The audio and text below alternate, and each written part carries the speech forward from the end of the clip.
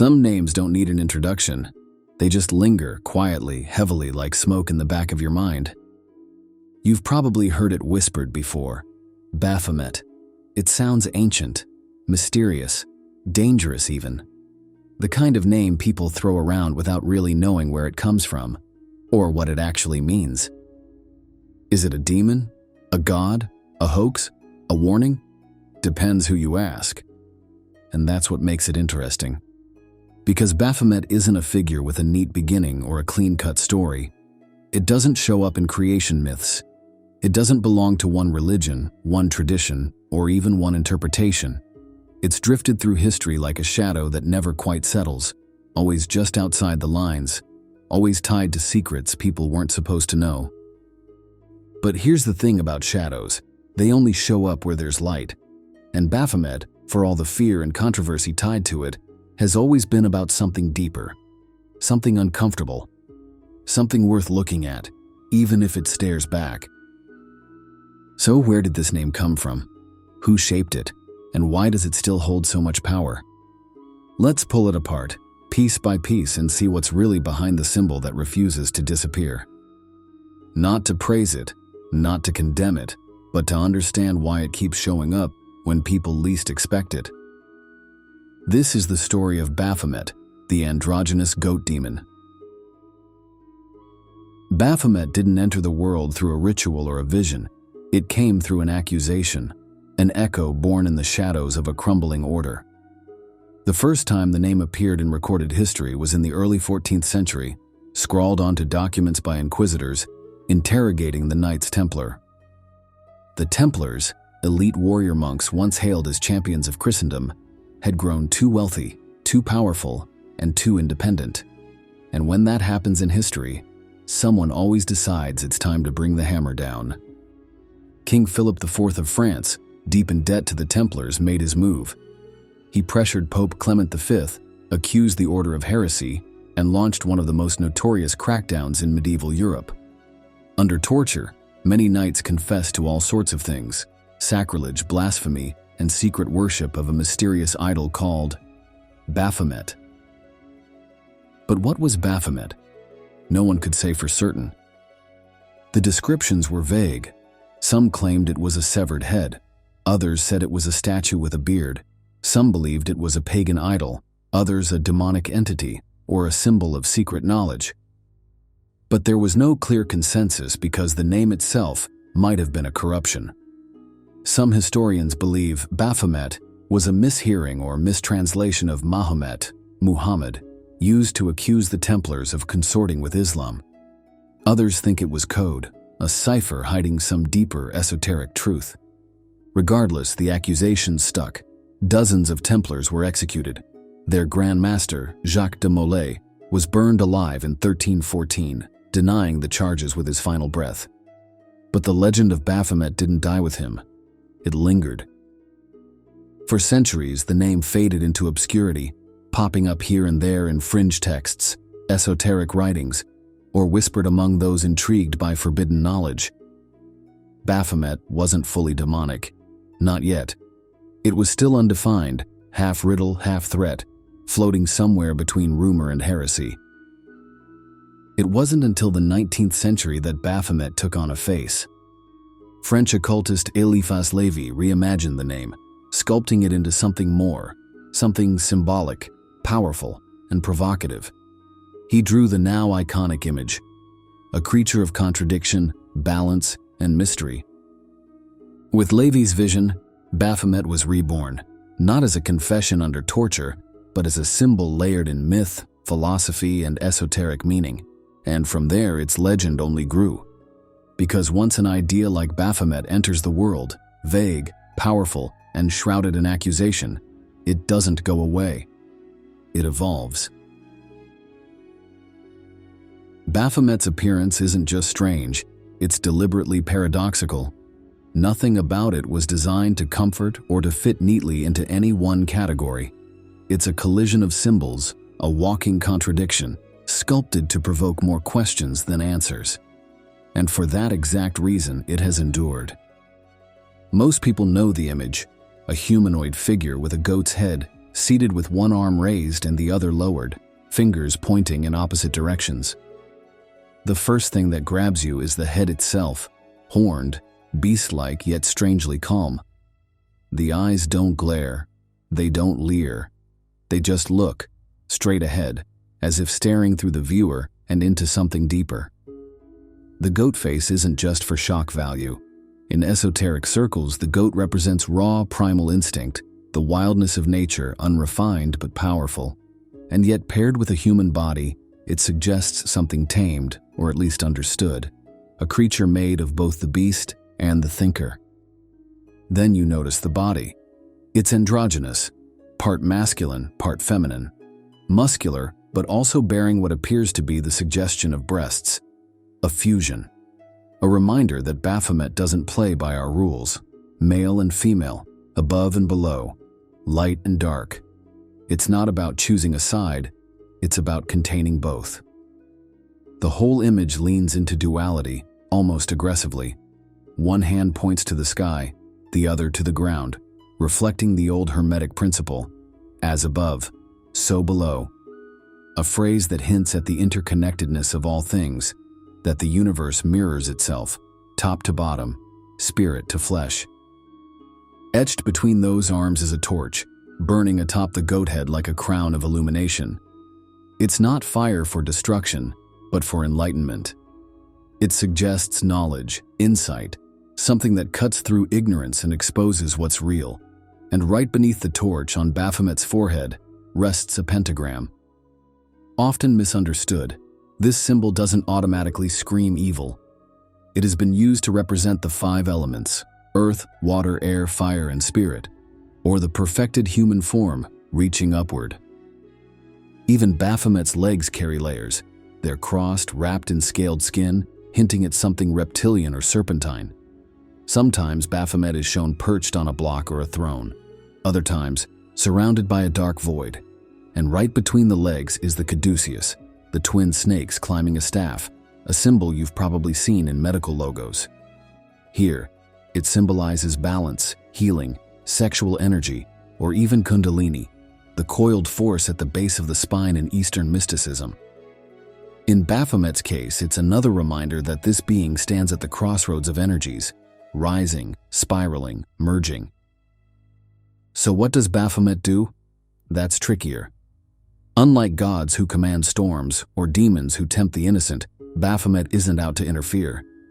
It doesn't issue decrees or pass judgment. It's a presence, a concept, a kind of spiritual mirror. In occult traditions, Baphomet represents the union of opposites and the mastery of self. It's a symbol of internal alchemy, the transformation of chaos into clarity, of ignorance into understanding. Not by destroying darkness, but by understanding it, accepting it, holding both light and dark in equal measure without flinching. Its behavior, if you could even call it that, is entirely passive. It doesn't act in stories. It doesn't roam. It waits, watches, illuminates. It's not a deity that demands worship. It's a symbol of becoming. In that way, its power lies not in dominion or destruction, but in reflection. In the challenge it offers to those who dare look at it and ask, what am I refusing to accept about myself? Baphomet isn't evil, but it is uncomfortable.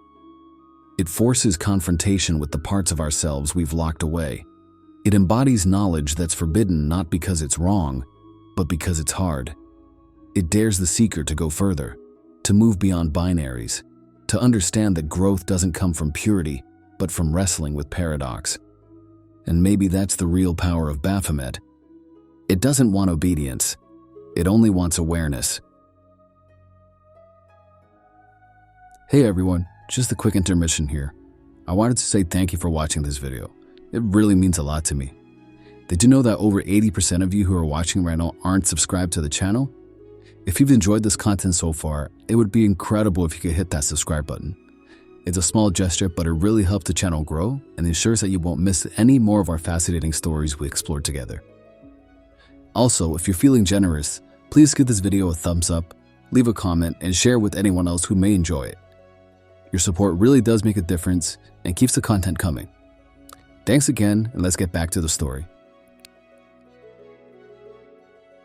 Baphomet didn't start as a symbol of enlightenment, but somewhere along the way, that's exactly what it became.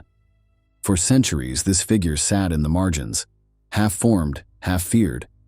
But in the 19th century, something shifted. As we mentioned earlier, French occultist Eliphas Lévy took the scattered whispers and accusations surrounding Baphomet and turned them into something tangible. He sketched the now iconic goat-headed figure, not as a monster, but as a philosophical symbol, a representation of the occult's deepest truths. To Lévy, Baphomet wasn't a demon, it wasn't evil. It was a cipher for the great mysteries, the hidden balances that govern the universe. In a world obsessed with binaries, light versus dark, male versus female, good versus evil, Baphomet stood in the middle. Not neutral, integrated. It symbolized what happens when opposites stop fighting and start working together. That's why everything about its form is loaded with dual meaning. It's not just weird for the sake of weird. It's a visual sermon on sacred balance. The wings and the torch, the goat's head atop a human torso, the female and male features blended into one body. Each piece of Baphomet's design reflects an esoteric principle, an invitation to look deeper, to question appearances. This made it perfect for the occult revival sweeping Europe.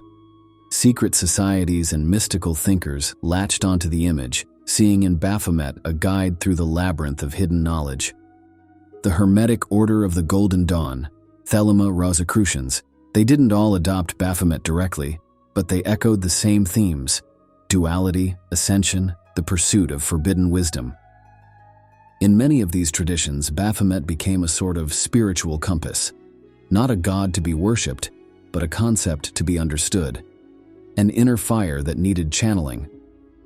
The alchemists saw it as the union of sulfur and mercury, fire and water. In tarot symbolism, it aligned with the devil card. Not as a villain, but as a reminder that ignorance and fear chain us more than anything else. The torch between its horns? That was the inner light, illumination that burns away illusion. The caduceus? The coiled energy at the base of the human spine, waiting to rise and awaken the higher self. The pentagram on its brow? A symbol of humanity's perfect potential rooted in the elements, reaching toward spirit. And that's the thing. Baphomet wasn't designed to be comfortable. In esoteric circles, it exists to test you, to strip away the masks, to force you into your own contradictions and ask whether you can hold both truth and shadow without crumbling. Lévy called it the hieroglyph of the arcane perfection. Others just call it a warning. But to the serious practitioner, Baphomet is a mirror, one that doesn't show who you are, but who you could become.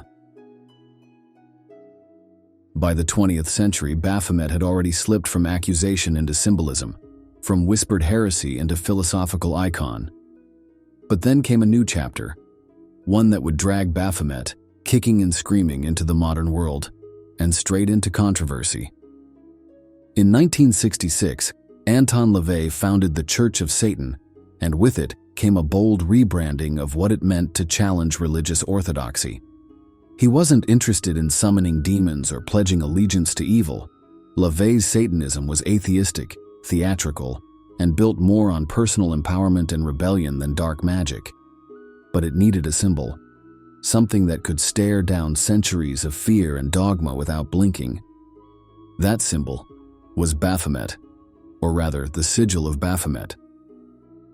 The church adopted and popularized an older symbol, a goat's head drawn inside an inverted pentagram, circled by Hebrew letters spelling out Leviathan. It wasn't pulled from thin air. Variations of the image existed prior, but the Church of Satan gave it a name, a brand, and a purpose. To them, it represented not evil, but defiance. It was the rejection of religious control, the celebration of individual will, and the embracing of carnal human nature without shame. It's worth noting, Baphomet in this context was not a deity to worship. It wasn't even meant to be taken literally. Just like LaVeyan Satanism doesn't believe in an actual Satan, Baphomet became a metaphor, a symbol of duality, reason, and the unapologetic pursuit of personal truth. And yet that didn't stop people from panicking. But beneath all the hysteria, something strange happened. The image endured. It kept showing up, not just among Satanists but among artists, philosophers, and activists who saw in it a kind of forbidden clarity. It wasn't just a finger in the face of organized religion. It was a statement, a provocation, a challenge to anyone who demanded blind obedience. And in that sense, Baphomet wasn't just surviving, it was evolving.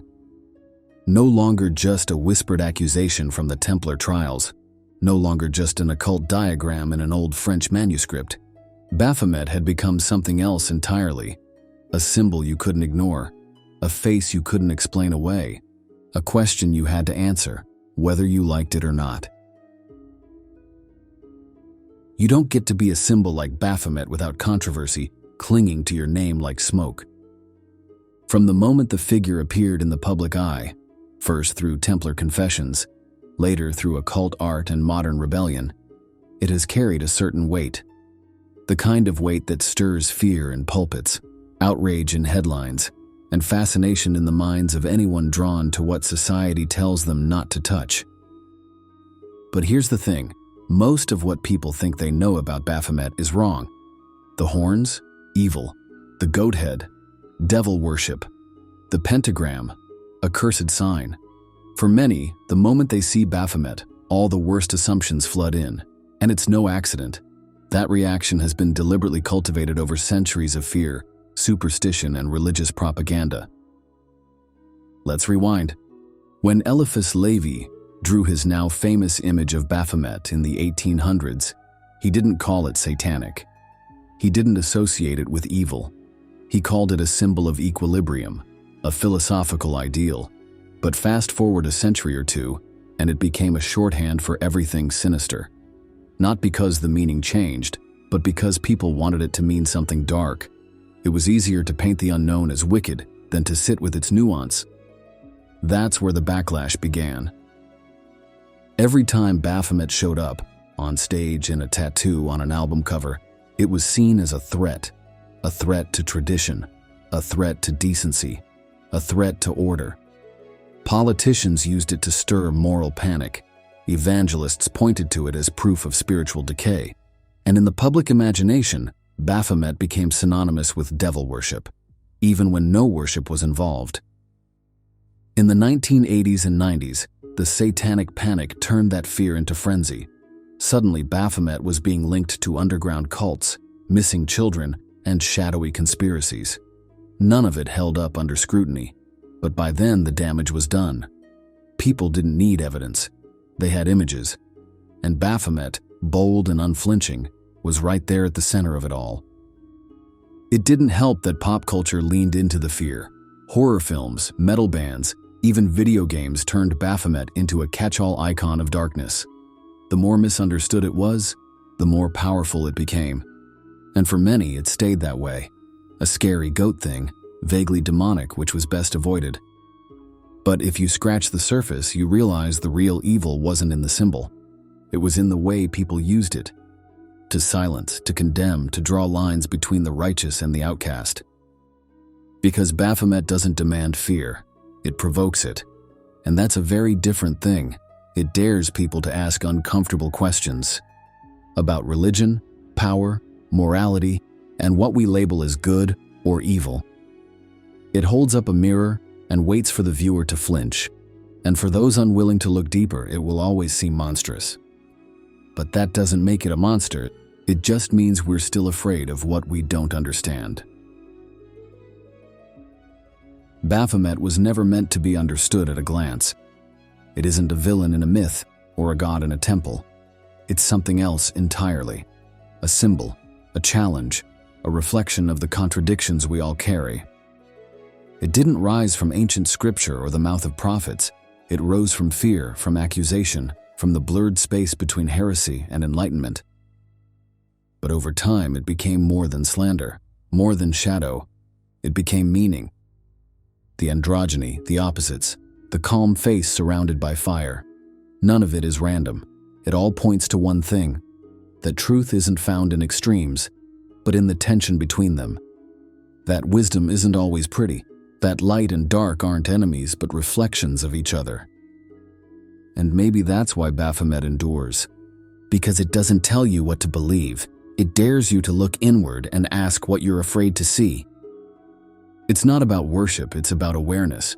Not evil, not holiness, just the truth, however uncomfortable it might be. And in a world desperate to label everything as right or wrong, Baphomet remains what it always was: a mirror.